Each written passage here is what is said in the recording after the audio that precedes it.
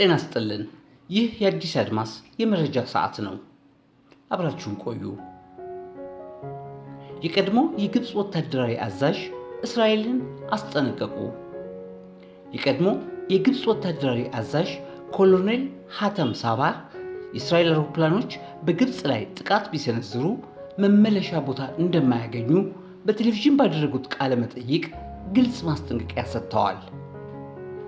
የእስራኤል አየር ኃይል ግብፅን ቢያጠቃ ከእስራኤል ለጥቃት የሚነሱ አውሮፕላኖች የሚመለሱበት መንገድ አያገኙም ሲሉ ሳበር አስጠንቅቀዋል።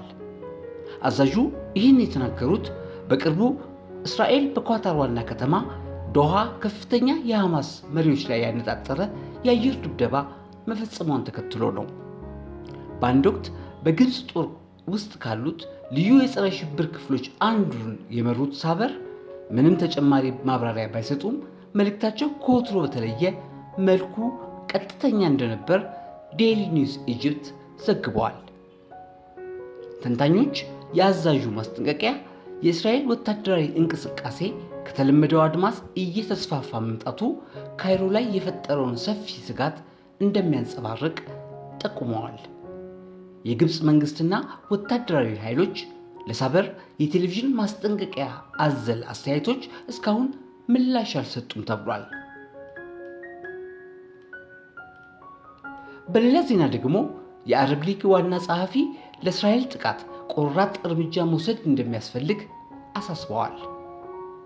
የአረብ ሊግ ዋና ጸሐፊ አህመድ አቡልጌት በዶሃ በተካሄደው የአረብና የሙስሊም ሀገራት የውጭ ጉዳዮች ሚኒስትሮች ስብሰባ በእስራኤል ላይ ቀጥተኛ እርምጃ እንዲወሰድ ጥሪ አቅርበዋል። ወንጀለኛውን የእስራኤል ወታደራዊ ማሽን ከዚህ አሳፋሪ ጦርነት ለማስቆም ሁላችንም ትኩረት ማድረግ አለብን ብለዋል። እስራኤል በኳታር ለፈጸመችው የአየር ጥቃት ቆራጥ እርምጃ መውሰድ እንደሚያስፈልግና ከኳታር መንግስት ጋር የአረብ እስላማዊ ትብብርን ማጠናከር አስፈላጊ መሆኑን አጽንኦት ሰጥተዋል ሲል ስፑትኒክ አስነብቧል። ይህ መግለጫ እስራኤል አሜሪካ ባቀረበችው የሰላም ሐሳብ ላይ ለመወያየት በዶሃ ተሰብስበው የነበሩ የሐማስ መሪዎች ላይ ጥቃት ከሰነዘረች በኋላ የመጣ ነው። እስራኤል ለጥቃቱ ኃላፊነት ብትወስድም የአሜሪካው ፕሬዝዳንት ዶናልድ ትራምፕ በበኩላቸው ያልታሰበ አደጋ ሲሉ ገልጸውታል። አዲስ አድማስ የእርሶና የቤተሰቦ